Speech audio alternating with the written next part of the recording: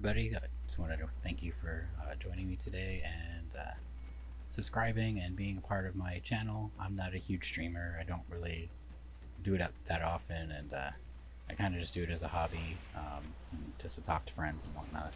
And after putting up the music, it was a really great surprise to see a lot of people subscribing and viewing and watching, because it's such a great music in this game.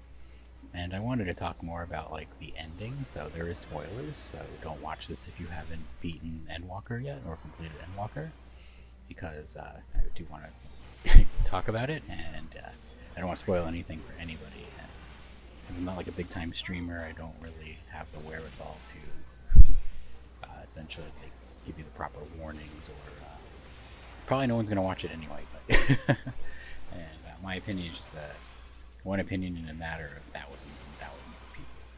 But I wanted to talk like just about the importance of like the message of the story, and I know everybody probably has their own interpretation of it, but it's really about like your inner strength and moving forward no matter how difficult the odds are, and you're faced with loss. And I personally related to that because I was growing up from high school. I was taking care of my parents and going to school and working two jobs. So when I lost them a couple of years ago, yeah, I can relate.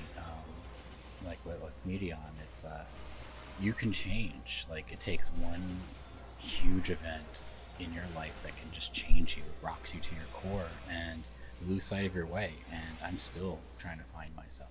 And I think that's like that with a lot of people. I think the people that really resonate with the story have, not only like the writing, but they can relate to it in some way, shape, or form.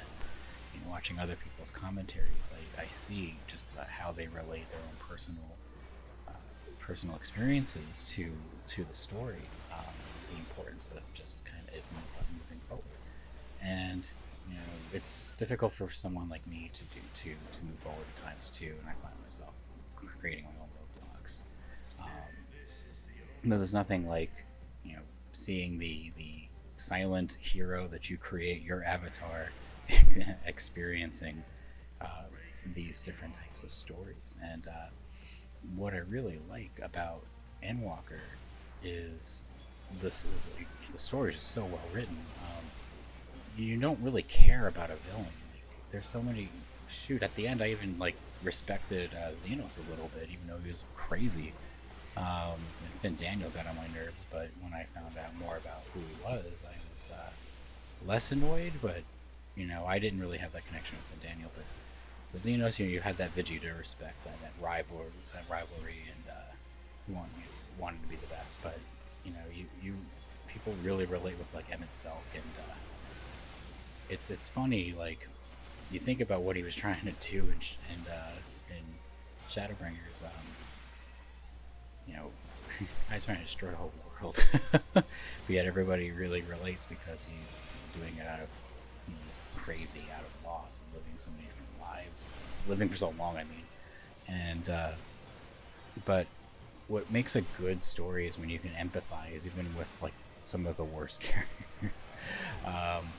But you feel.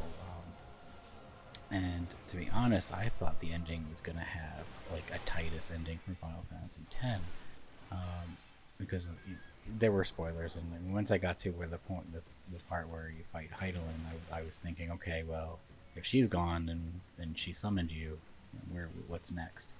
So I thought maybe you would be put into like sleep and wake up in the future at some point for the next story arc. So I was wrong, and pleasantly wrong, but I thought it was going to be kind of sad where you had to say goodbye to everybody and do that, have that journey where you basically fade off until you're needed again. I really loved like just the connection, like so like even with Medion, she lost herself, and then with the flowers when you summon Emmett Selk, and you have that final confrontation with her, like right before the final fight, when you summon the flowers, just that flashback, it always hits me. That is so emotional. and that walk up the stairs, like when you're touching the memories of all these people.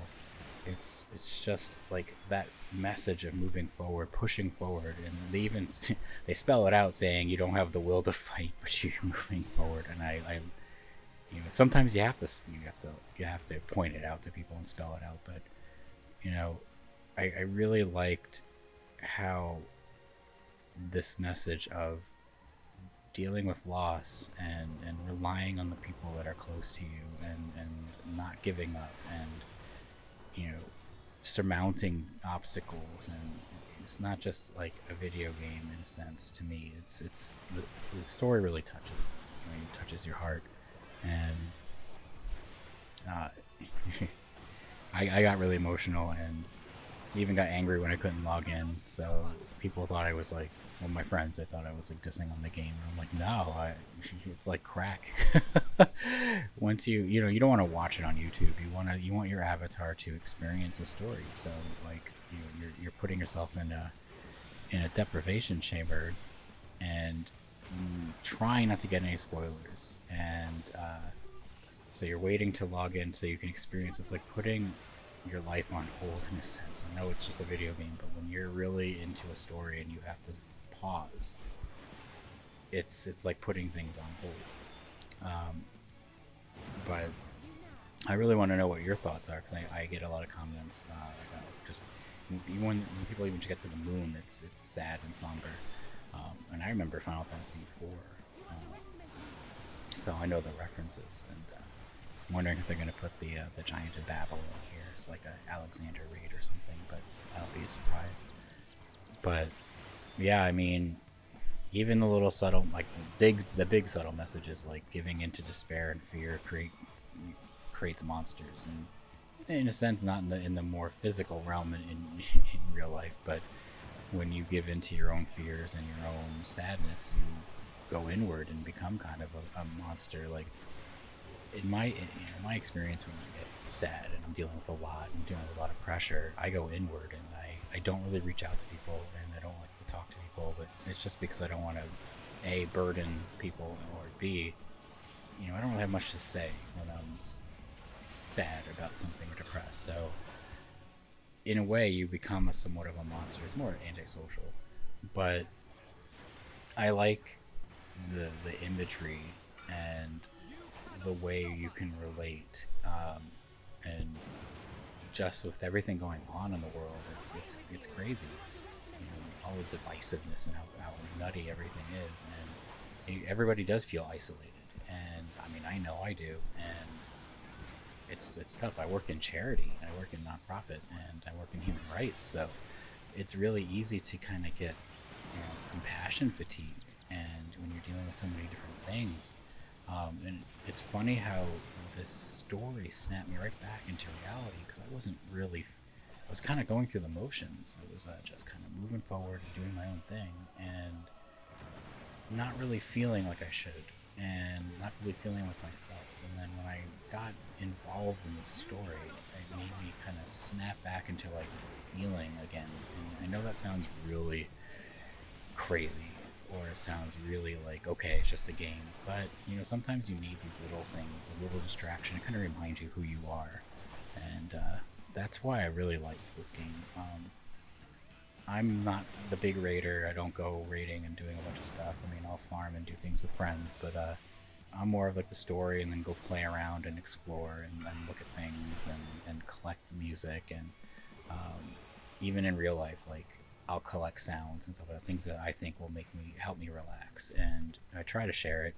And I might expand this channel to do stuff like that. I already tried some things, but I'm big on like kind of like helping myself and friends get over anxiety, because it's such a huge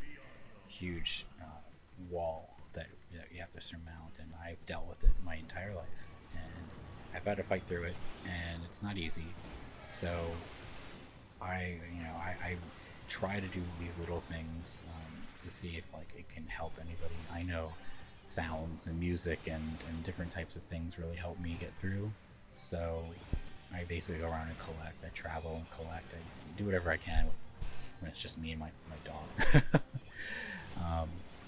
But I'm really excited to see what they're going to do with the next story arc. And I thought it was funny when Emmett Salk was talking about, have you ever visited the things on your own planet? And I'm kind of thinking, well, we just went to outer space, so I mean, I really wouldn't care about the things on my planet if I've left it, because just space is so vast. I was intrigued about the other races on the other planets that apparently failed, or were doomed to fail. And man, just that scene where they just when Hermes tells Medion that he gave her wings, but he didn't teach her how to walk. That was just, it was so powerful. Oh my gosh, it was like it shattered me. I was like fighting not to I was recording myself. I was fighting not to not to cry, but it's just because you remember times like that in your life where people they give you a skill or they help you with something, but they don't show you the most basic thing, where it's just learning to walk, learning to get on your own 2 feet and go forward. And a lot of that's just learning it on your own, but sometimes you need that shoulder. You need other people that you need to rely on other people. And the story does lean on that it heavily, because you saw the main character, your character, has trouble moving forward when nobody's there, and he's touched, or he or she, is touched by the memories of the people you've met, and that gives your character the strength to move forward. And I love how it plays on that. You're this big, badass, and with a silent hero, with someone that doesn't have any dialogue, no voice acting, you can feel you feel like you're that person. That's what's really cool about this. So man, I can't even get the words out. You feel like you really need those people, and to me, that's super important in life, in yourself too, because there's so many people that rely on you and depend on you as well. So, and I lose sight of that too, and everybody can, and we get so absorbed in our own stuff that we don't really notice what's going on around us. Like my cat scratching up everything. But I wanted to just kind of talk about it and say, you're not alone. And I mean, this isn't like the self-help guru thing, but don't be afraid to reach out to people. Don't feel like I was, or a lot of other people are. It's tough for me to say and follow my own advice, but one thing that I learned from stories like this is you have to try to reach out to other people. And so I'm going to try to make more videos like this if people want to see them, so that I can not only get the courage to get out of my own shell, because I'm pretty shy, but to meet new people and experience new things. And that's what's really important, is to live your life. And that's the message in that game, in that story. It's to live and to walk in your own path. And when they say walk in the path of the light, that means walk your path. It means do good, and walk on your own path, and walk on your own 2 feet. And it's tough, but I think it's a good start. I won't babble on, but if you want to see more videos, or if you want me to try to do commentary let me know. Or if you think I'm to just play the music, that's fine too. Thank you for tuning in and watching this video, and I hope to see you all soon. Take care, and have a happy holiday too. Bye.